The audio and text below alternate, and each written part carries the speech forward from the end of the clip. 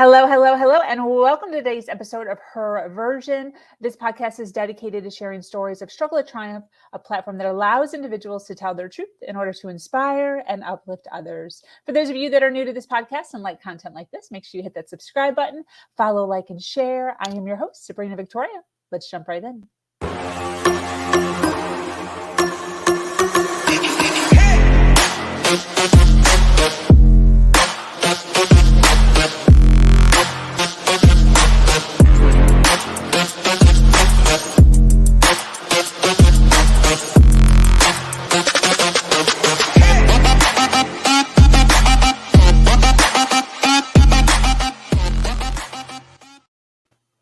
Hello, and thank you for joining us today for this episode of Her Version. That cut off very abruptly. It was like an abrupt cutoff. I don't know what happened there. This is the Her Version podcast. We are built on the storytelling and the understanding that many times our greatest learning experiences come from listening to other people's stories. Today, I'm speaking with an amazing woman named Kim Laughlin. Kim is a leadership training and development coach who helps improve company culture and shows people how to love Mondays. Oh, we need that in our lives. Yes, you would not know it by looking at her, but Kim's journey is one of forgiveness. Her story includes her father abuse and how she rose out of that darkness and learned real healing power of forgiveness. Exciting to jump into this. Kim, her journey and everything that flows. Welcome, lady. How are you? I am well. Thank you so much, Sabrina, for having me. I'm enjoying this already. Yes. Thank you so much for taking some time out of your day. You know, the Her Version podcast is all built on storytelling. If it wasn't for women like you who understand the mission and who understand what I'm trying to do here, the podcast would not exist. So I so appreciate you taking some time out of your busy day to sit, relax, share some of your journey, some of what you're doing now, and all the goodness that you're sharing with your world at this point. So let us know where you're from. Where are you right now? So I am born and raised in Massachusetts, just about 40 minutes south of Boston, a town called Hingham, Massachusetts. And I currently live in Acushnet, Massachusetts now. Fantastic. Yeah. I love that. So I want to just jump right in. I'm wondering what story do you have in your back pocket that changed your entire life? And what have you learned from that story? Yeah. So when you and I were speaking months ago, I didn't know that I knew it was my story subconsciously, but I didn't know it was such a conscious story for me. And you brought that out of me. So I want to thank you for that. And it really made me think about what drastic change has happened. So just a quick, Reader's Digest version. And I know a lot of people have gone through this, but myself and 3 siblings and my mother and my father, we grew up in Hingham, and my dad was just not a nice man. Whether he was drinking or not, he was just not a nice man. And growing up, I didn't realize how sometimes you don't know how sick you are until you feel better, right? So when I started hanging out with friends, they would be all excited because dad was home. And I thought, how is that? That can't be. That's just not my reality. It was outside the realm of possibility. So it was little things like that. And as I grew up and got a little bit wiser and things were happening at home, and back then there were resources, but we didn't know about them. And it was taboo to tell anybody about them. And it was just kind of, you lived the life and you just kind of kept it to yourself. And I got to an age where I moved out as soon as I possibly could. And I realized over the next few decades, which was and this is the lesson I want to come with this, is I used my experience and also the way my siblings were affected by that, growing up with my father. We were victims. We kind of lived that victim mentality. Some of us still do. I didn't think I was. I thought I was just angry and I had a right to be upset about it. And when I wasn't successful in something, if I didn't get that job or I didn't have that relationship or whatever it was all dad, right?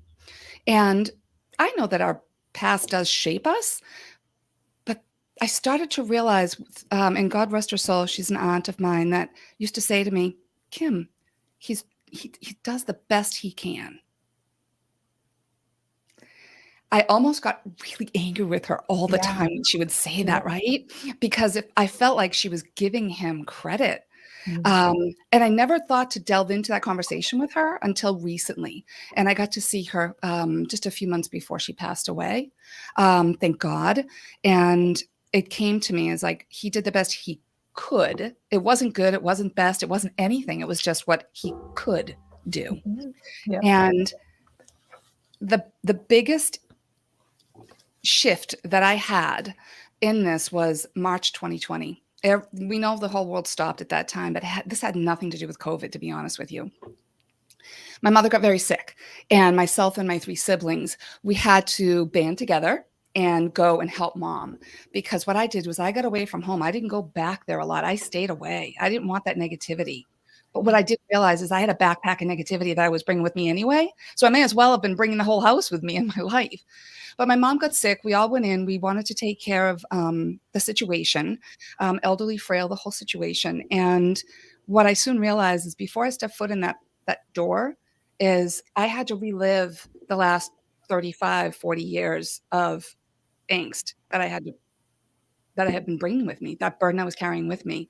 But not only that, I also realized that with my siblings as well. And we had to face it. We had to deal with it. We had to confront it. It's kind of like you have to confront the beast in order to get past it, right? Yeah. And it was one of those times when my aunt was like, "You've got to forgive, Kim." Now, understand, I thought forgiveness was giving someone a pass. I forgive you. But when people say that, what I've come to realize is I forgive myself for carrying that stuff around. Yeah. And I had to. I mean, my siblings were like, no way. And I didn't blame them. I don't, and I still don't. But I felt literally a physical weight just now. I'm going to be fully transparent and knowing that it's not all gone. There are times when I get triggered, I get all that. Yeah. But I knew that in order for me to do what I was meant to do and help my mom and my siblings to help my mom was we had to find a way to forgive ourselves for the anger that we had. Absolutely. Absolutely. You mentioned a backpack of negativity. What does that mean to you? Yeah. So physically, I can't stand halter tops because they hang on my shoulders, and I've always got these pains on my shoulders, and people say they're there for a reason, you know. So I just felt like I just had this weight on my shoulders. It was a physical weight on my shoulders. So when I was insecure about something, whether it had to do a speaking event back in the days when I got promoted for a job and I was doing corporate training, I would have those insecurities that would come into me because growing up, none of us were good enough. Yeah. It was what we were told. We didn't need to believe that, but that's what we believed. We were children. We weren't good enough. You're to be seen, not heard, right? And so I decided to take that job that was, corporate training. And I'm like, I'm going to do this. I'm going to do this. I need the money. And I'm glad I did, not because I needed the money, but it wound up being a blessing because I had to know that I was good enough to do this. And I learned that that was the case, but it was one small step towards where I needed to be. And that backpack was getting lighter at just by an ounce at a time, but it was still incredibly heavy. And it's almost like I envisioned this backpack on my shoulders when I was walking in the front door of my parents' house that day in March 2020. And I was done. I was just sick of it. And like they say, your pain has to outweigh the inconvenience of change. And my change needed to be to call myself out on my shit, just like this. You're not a victim. You can be a victor. This is okay. Go in and do what we need to do and then deal with that other stuff. Yeah. So give me an opportunity to take off the backpack and get to where I was really afraid of getting. Yeah. And I'm kind of blessed that I had the opportunity to do that, even though driving there in an hour was dread.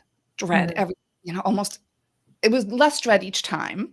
But the first time I drove there, I was like, I can't believe this is happening. I just don't want to be doing this. Why me? Yeah. Right. And it wasn't why me, it was for my mom. And I realized at that moment when the backpack came off that all that stuff happened for me as much as it happened to me. And it was upsetting me. I didn't want to believe it. My mind was like, forget this. But it was when I gave room for that, got it off my conscious Yeah. mind, it gave room for so much more stuff. And I know that sounds a little woo-woo, but it happened. It was real. It was as if there was a person standing in front of me telling me this. Yeah. And I'm very grateful. That's Very grateful. awesome. That's Yeah. awesome. Was there an identity shift for you between then Yeah. and now? Yep. It's so funny that you asked that question because I didn't see the same person in the mirror after that day. Wow. Yeah. It was yeah, it was pretty profound. Yeah. Thank you for sharing. I I know that there's people listening live right now. They're hanging on because they're resonating with what you're saying. When you talk about forgiveness and talk about doing it for yourself, Mhm. what's the first step? I mean, taking the backpack off, that seems very heavy for some people. You know, it Yeah. is part of their identity. Mhm. It is linked to our identity. It is linked to sorrow and sadness and anger. So, like, what's the first step in did you talk to somebody? Did you watch something? Did you read a book? What was the first step to taking off the first handle and then the second handle and then setting it down on the ground? Not that there's not triggers, right? We're Yeah. being Yeah. very open with that. Sometimes stuff comes back. But what does that look like or what did that look like for you? Actually, let's just use your journey. What did that look like for you? Did you just like take it off and throw it in the ocean? Or what did you do? No. So that's interesting. I wish I was able to take it off and just huck it into the ocean. What I did was I took it off and I put it beside me Ooh, to a degree. I put it beside me and I walked in the house because it's kind of like I did have a choice, but I didn't because my mom deserved yeah, the dignity of us showing up for her. She chose a life, yes, and I get that. I was angry with her for a long time for not getting us out of that situation, but I realized that for her, the devil she knew was better than the devil she didn't know. She had food, she had heat, she had a roof over her head. That was important to her and us because she didn't know what else there was for us. And I couldn't get past that a lot. I just couldn't. But I just put it up next to me because I almost wanted to give myself the liberty of putting it back on. yes. And I wish I could tell you it was this big revelation of sending it into the ocean, but it wasn't because there were times when I took some stuff out of the backpack, the proverbial backpack, but I did put it back on at times. Yeah, And it wasn't as heavy, but I started to have conversations with my siblings on this is working for me. It may not work for you. I see how much it makes you sad. And I'm asking you to just try. Just try. And it's harder for some than others. We all have our different journey, even though we grew up under the same roof. And I forgive them for the anger that they have at times, because I get it. I get frustrated, but I know where they came from, so I get it. I get it, even though others just can't seem to get it because they weren't there. And yeah, it's not justification. It's just it helps me navigate the situation with yeah. them. I really Yeah. appreciate you being honest about putting it beside you and picking it back up because I Mm. think that that is one of the fears. Like I can relate to that because it was so with stuff happening that has happened to me and forgiveness. It's was so much a part of my identity that even thinking about throwing it in the ocean, even as horrible as it is, that would like raise anxiety in me of like, if I'm not this victim, if I'm not this story, then who am I? Right. Right. I don't know if that was it was so we don't know if it's so much of a conscious thing, but we have this habit, bad, good, indifferent, whatever you want to call it, it's bad. I will Yeah, call it that. But some people say, well, I needed it to get used to what I had to be. yeah, And I think that that's where I needed to be. I'm not always a cold turkey person. Um, even if it means putting something aside, Yeah. because then I bring it to the forefront at times. I'm like, okay, what it did was it made me aware of when I do get that same identity person back in the day, I'm aware of it now. And I think before I react most of the time. I know if people I know are watching, they're probably thinking, okay, Kim, you could probably do a little bit more of that. But my point is being aware and not just repeating the past and just lightening it up a little bit more and more and more and more in each day. And that's, I'm a coach. I'm empathetic. I love to work with people. I want to help them be happier. That's why I do what I do. Yeah. Yeah. That's awesome. Would you say that forgiveness was the biggest shift you had in your life, or is there another shift that you've had between now and where you are now? In relation to anything, health, relationships, work? Yeah. Well, I will say that when I met my husband, he's such a saint. He's such a saint.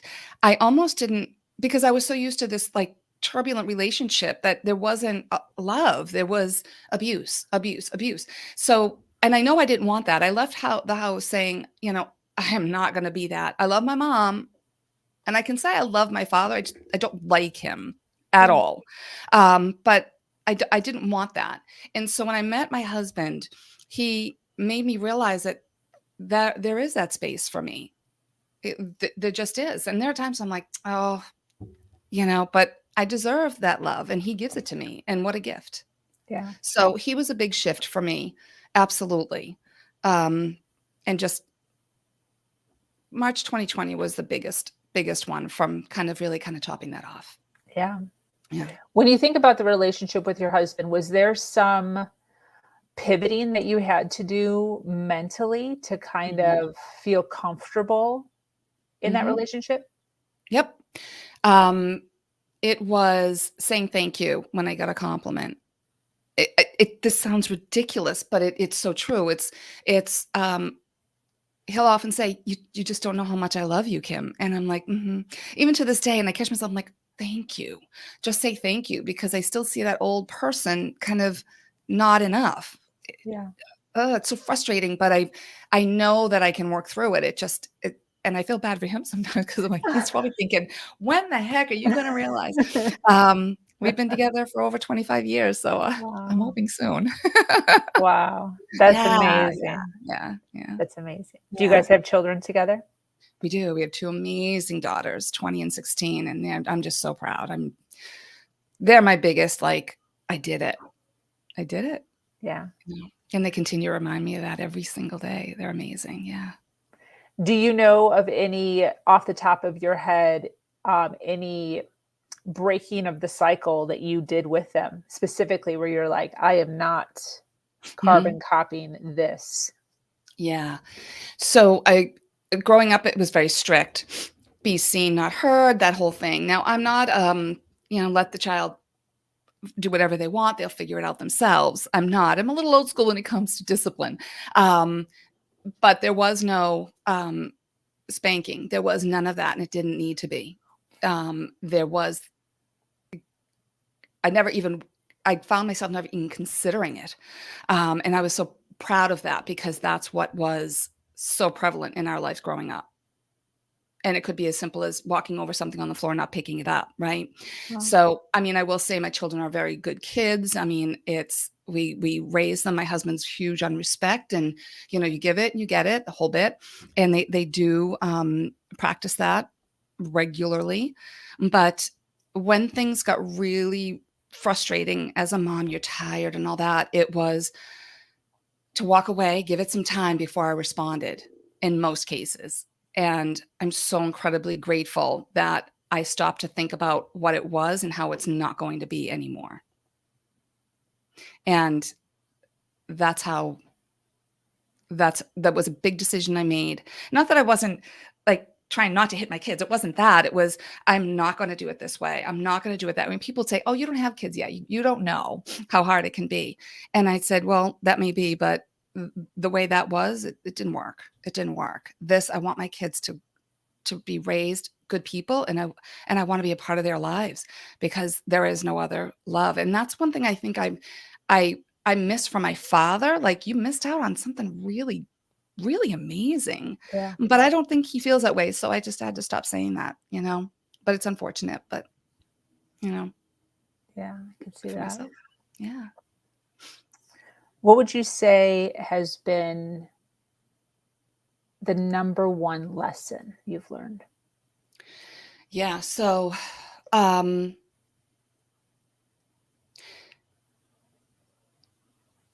being vulnerable, letting people see who I really am, not being defensive, not if I catch myself kind of going, getting defensive about something, I look within, and it's more of an intrinsic than an outward view. I heard something on a podcast recently on an Ed Milet podcast. He's amazing.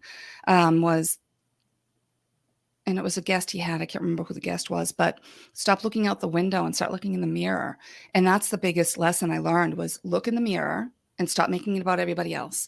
And once you can, take care of what's under your own roof as they say, and then you can, reach out. That's fantastic. Stop looking out the window and look in the mirror. Mm-hmm. Yeah.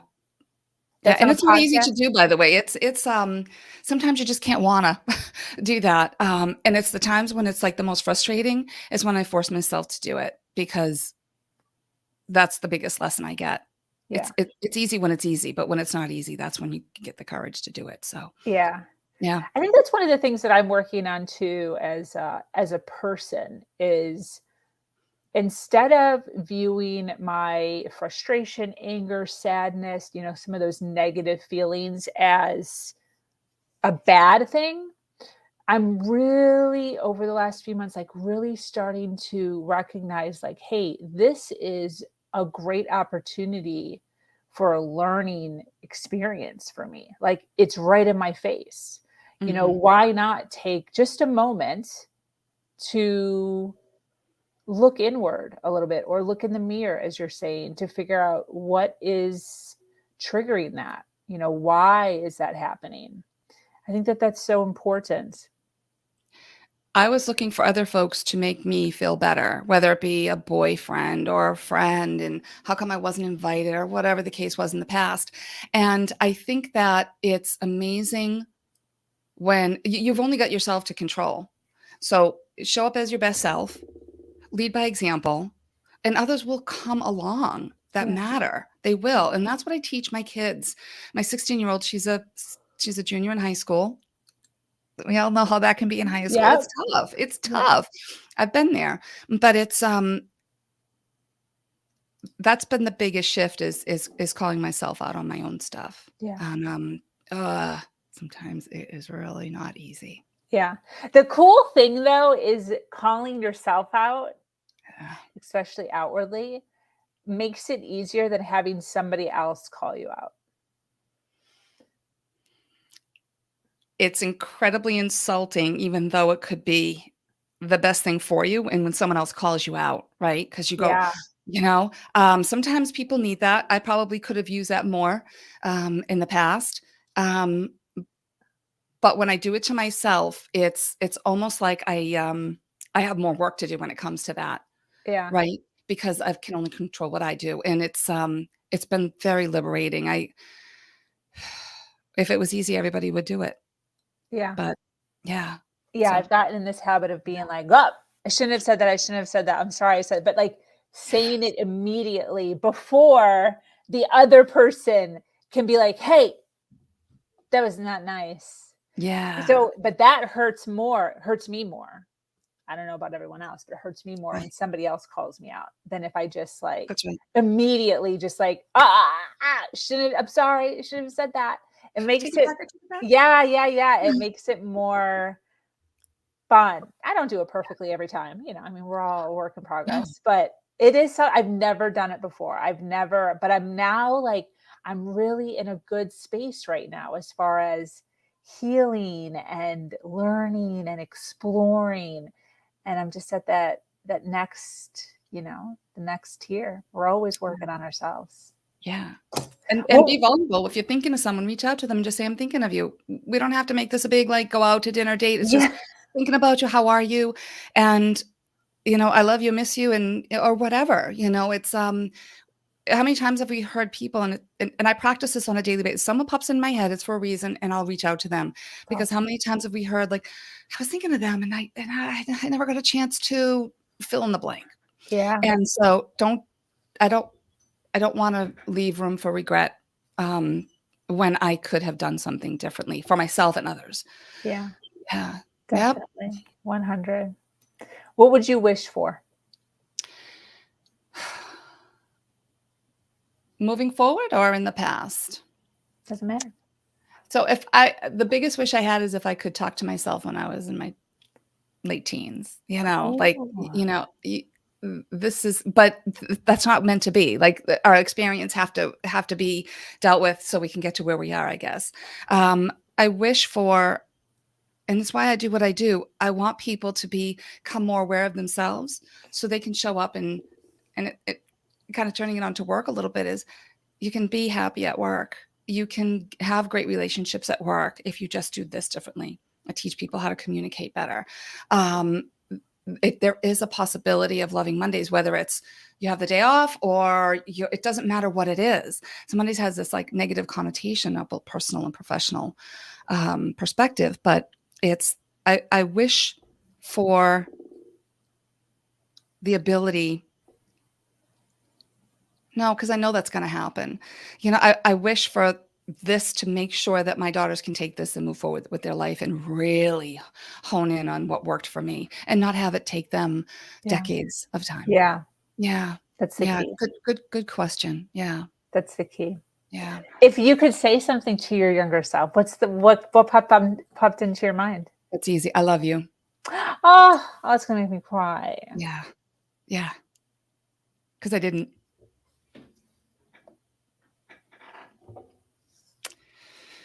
And I think that people should do that now. I just gave a talk at a local gym of these amazing women, and it was about getting to your why so you can be healthier.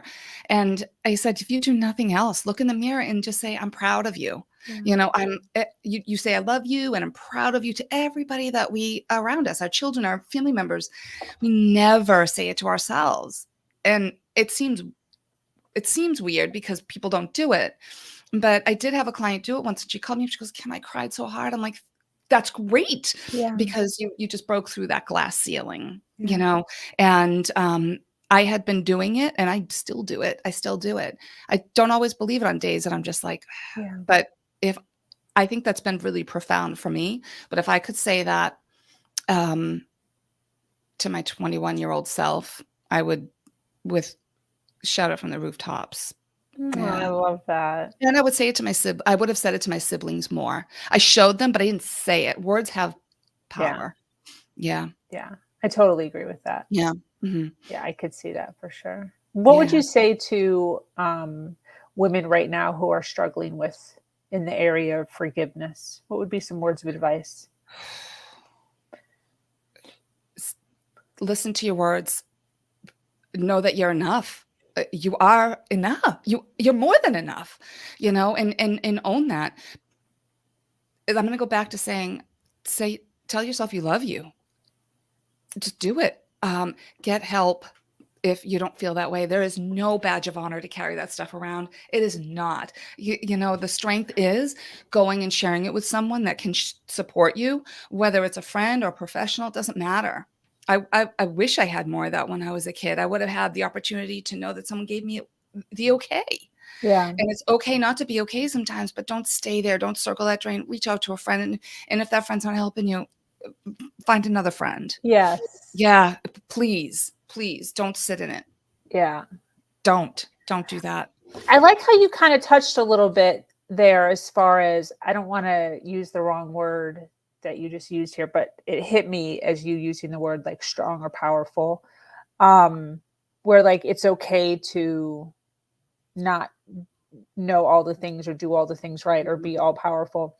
And that whatever you said, it hit me in that way, because I think as females, especially in the era that we're in right now, where we're being told that we're powerful and we're so strong, there's this kind of allure, is that the right word? That like we're supposed to like be that all the time. And we don't have to be strong and powerful all the time. Like, we can be sad and like frail sometimes, Mhm. and like and need a hug and seek love, and that's okay Yes. too. Yes. Or have time yourself. So I'm a giver, I'll do everything for we as moms, we do things for everybody else. And Yeah. my husband said to me the other day, are you okay? You're up in the room, you just watch. And I said, I am, and I'm just looking for some space, but it's not because I don't want to be with you. I just want to be with me. And it has nothing to do with you. It has everything to do with me. I'm finding some space. I need to think about some stuff. And I love you so much, but I need this so we can have this. Yeah. And it's something that I think hurt his feelings, but it's only because he always says, you have no idea how much I love you. And to think that someone needs space from you. But I said, it's not from you. It's to be with me. Yeah. And there's a little differentiation in that definition. I told my daughters, if I ask you of something of you, I want it. If I don't assume that I want it, right? So don't feel badly if you're not spending any more time with me. If you are, talk to me about it, but don't ever assume you know what other people are feeling without speaking with them. And it's just something that is I'll say it outright. I'm going upstairs, being by myself a little bit, and the family's getting used to that. But before it was a little foreign to them because I was always available. So you can be available to yourself sometimes too. When did you start implementing that boundary? A couple of years ago. Yes. A couple of years ago. And I would lie, being like, I'm going to go to the store by myself. I love to shop by myself because I don't want to have to. It's going to sound ridiculous. Like, find the daughter over there or the husband looking at the TVs and the stuff that I want to go do what I want to do and get home. And so I'm selfish with certain things. I am selfish with certain things, but it's, it didn't happen until just recently when I was honest about it with those around me, I should say. Yeah. Yeah. That's awesome. So, yeah, I'm putting that out there. There's women that are not doing that now. They don't know how to do that. No. And that's simple. I brought that up. You're still in the house. Or maybe not, but even with that scenario that you gave, like, I'm just going upstairs for some me time. That's like a simple thing that someone could say, like, hey, I need 45 minutes. Right. To myself. Right. Or go on a trip with a friend. I've done that. My one of my best friends, she's amazing. She's a travel agent. She said, we're going to go to Jamaica. This was about a little over a year ago. And just you and me. And I said, okay. And we had a great time. And it was okay. That was okay to go without anybody else. It's okay. Selfish isn't always a bad word. Yeah. That's awesome. Yeah. I want to give a quick shout out to those watching live. Thank you so much for being here, for hanging out with us. Those watching on the replay, make sure you hashtag replay so that we know where you are and we can send you some love. But Kim, I want to dive into present tense. Yes. And what you do now for your business. What do you do for the humans? Where can people find you? Yeah. So right now, so I was head of HR for many years in the past, and I decided to go on my own and have a company called Cultural Apex Coaching. The reason for that is there was a lot of, and it was just the way it was then. There was a lot of turbulence, incongruency, lack of communication, all that stuff. And I saw how it made people worried and sick and not want to be there and unhappy. And, you can't make everybody happy, but I knew that there was a way to improve culture. And the first thing was communication. It sounds very cliche, but I can't tell you how many times I'll say, well, have you talked to them? And they're like, oh, no, we didn't talk about it. Right. So it's kind of like that underlying thing. So what I do is I work with clients on all from mostly leadership to the employees as well on how to know what their communication style is, how to deal with other people's and tolerate and accept other people's communication styles so that there's more congruency within the culture of the organization. And that just helps with retention. It helps with happiness. It helps with productivity and results and all that stuff. And I've seen it happen. I know it happens. So that's what I do. I work one-on-one. I do group teachings. I go on site, I do it virtual, whatever it takes. I love it. Where can people Yeah. find you? Yeah, they can go to culturalepexcoach.com. You can sign up and right above. And you can sign up to contact me for just an informational conversation to learn a little bit more what I do and how I can help you as well. Awesome. Where are you most active at? Facebook, LinkedIn, Insta? Yeah, Twitter? mostly LinkedIn. So Facebook is there, but I don't really, it's there. But LinkedIn is a Cultural Apex Coach. It's LinkedIn/IN, I believe, /Cultural Apex Coach. Beautiful. And connect with me. I'd be happy to connect with you as well. Why do you do what you do? I do what I do so I can show people that it's what you work and do for 40 plus hours a week can be something that isn't going to make you sick, and it can make you happy while you're making the money to make a living with everything that you need to do. There is a way to do it. Trust me. I've seen it. Yeah. That's awesome. What are Yeah. your big plans for your business? So my big plans are to create mastermind groups so we can get a collective mind of people in different positions, whether it be department heads or leadership of some kind, so they can bring to an unbiased group the struggles and areas that they have for pain and how to navigate that with myself and the folks that are on, in the audience as well, and have an opportunity to kind of just be vulnerable, just put yourself out there, understand where you can show up to be your better self so that you can grow your team and do what's best for them as well. That's great. Yeah. What do you think is the most profound thing that has happened to you in your life that makes you good at what you do now?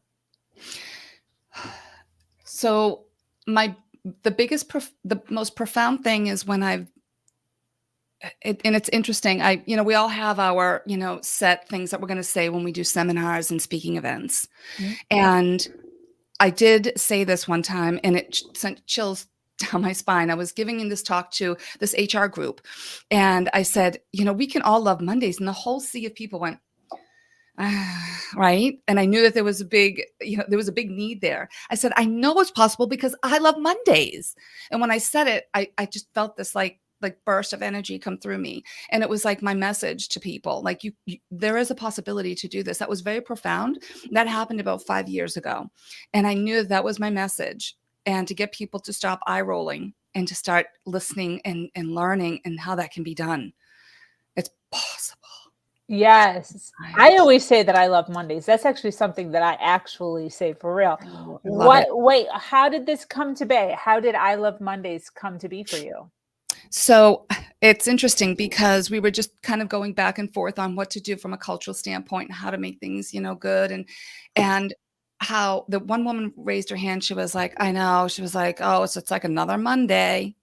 And I'm not faulting him for anything, but it was just kind of like the air of the group.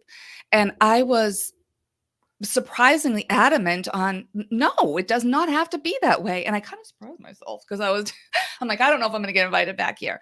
But and someone was like, wow, you really kind of resonated, because after I said that, I said, you can love what you do, but if you don't enjoy the people you work with, you'll quit every day. Yeah. Every day you'll quit. Yeah. But if you love who you're working with, nothing against ditch diggers, but you'll dig ditches all day long. Yeah. And I've had those jobs where I didn't love the work. Oh, but I loved the people. We had so much fun and it was so wonderful. And I learned to love the work I did because I wanted to be there with them so much. Yeah. And I know it was like that. It wasn't easy every single day, but I did not mind going to work every day. I had to keep myself homesick at times because I wanted to go to work. Yeah, definitely. Yeah. Definitely I think that is the key many times is the culture. If you're in a position where you just you'll stay a lot longer, you'll have more fun, you appreciate going, you're like excited to go in. I love working every day. Every day I work. I love it. Doing things like this with you, Sabrina, doing it, I get the plethora of doing everything that I love. And I want that for other people. Yeah. If it means, being a doctor or being a secretary or just, doing your first job, whatever it is, there's that possibility of being happy, and it has to start with you. Yeah. Yeah. Definitely. Well, this has been absolutely fantastic. I so appreciate you coming on, hanging out, sharing some of your past journey, all of the things that you're doing now to shift the workplace. It's fantastic. Yes. Any closing thoughts before we wrap up? Yeah. Think about, just give yourself a few minutes to enjoy something that you don't enjoy doing, like going to work tomorrow. Just think, what if it's wonderful? Whenever a negative thought you have, but what if the opposite, if it's wonderful? Just, it might not work the first time, second time, 20th time, but it'll work. Just give it a shot. Create that habit. Beautiful. Please. I love it. I love Yeah. it. If you resonated with Kim and all the goodness that she shared, make sure to reach out to her. culturalapexcoach.com. It's in the description below if you want to click it. She's also predominantly on LinkedIn. We love to connect people here on this platform in order to continue to rise. Thank you so much for joining us here on Her Version. This community is expanding every single day and it's filled with females who are striving to do better than they did yesterday. For those of you that are new to this podcast and like content like this, make sure you hit that subscribe button, follow, like, and share. If you have an amazing story to share of struggle to triumph, be sure to reach out to me at hernation.com. I am your host, Sabrina Victoria, and I'm so grateful to be here sharing a platform that allows people to share their truth and inspire others. As always,